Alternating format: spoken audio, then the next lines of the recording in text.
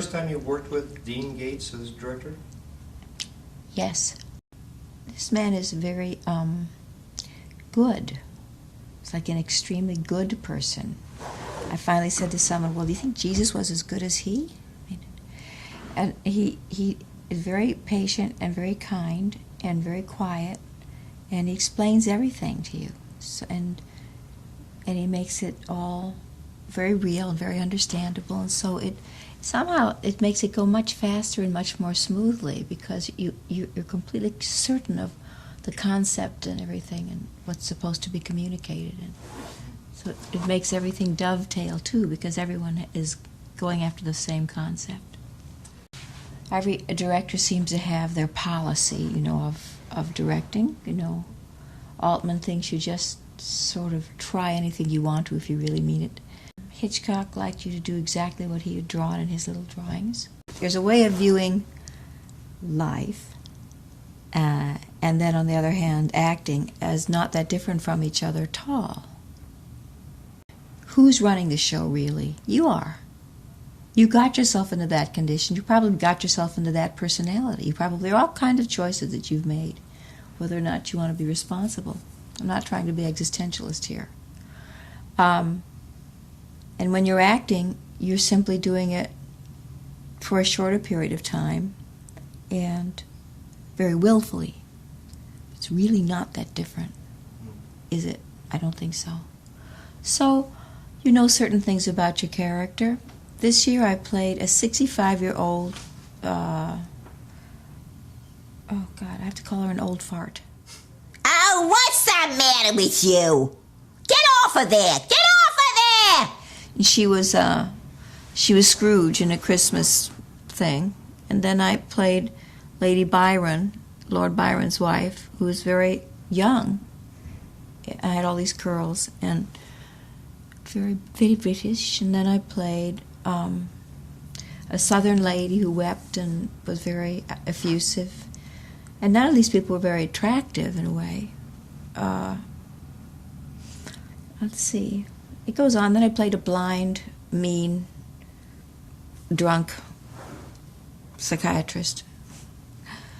And so finally I'm playing someone who's kind of pretty, kind of nice. You can just make certain decisions about the character, and they are like decisions, you know, like a real decision. You know what I mean, a real decision. I've decided not to smoke. I've decided that I'll never get married again. You know, people make these decisions.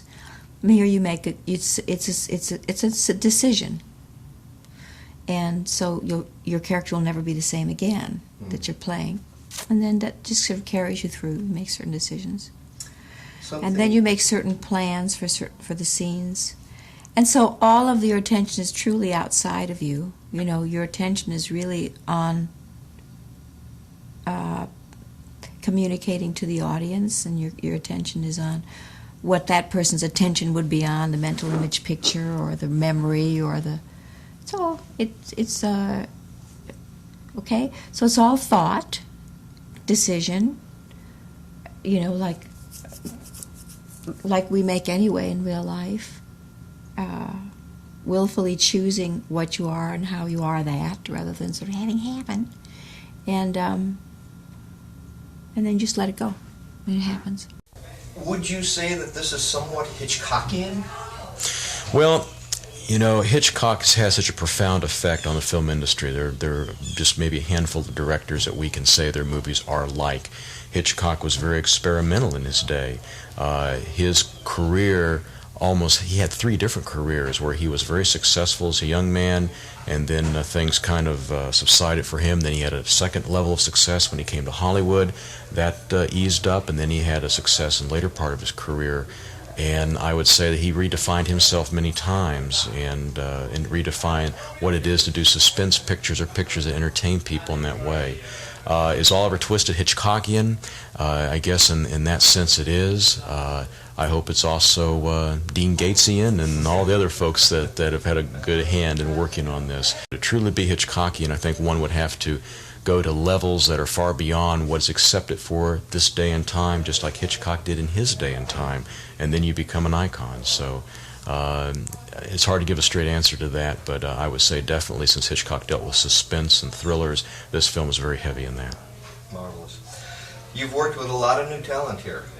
Talent that for many of them, including myself, is first time on a movie set, doing this type of work. What do you think of the people that are? Well, I was very fortunate when I had, in our casting session, which we did here in Orlando, I was sent a tape early on of the folks that were, that came to the casting session. And out of all the folks that I saw, there were at least a good fourth of them were very strong. And when I got here to do the final casting, I employed techniques that I enjoy using instead of just having people read cold for a part. Because some people read well, some don't, and that doesn't mean you're a good or a bad actor. I had the talent work with improvisation and seeing what they were as people and on-camera personalities. And from that, I picked a handful of folks that I feel have not let me down. They have given everything that they've got. They've added a lot to the film.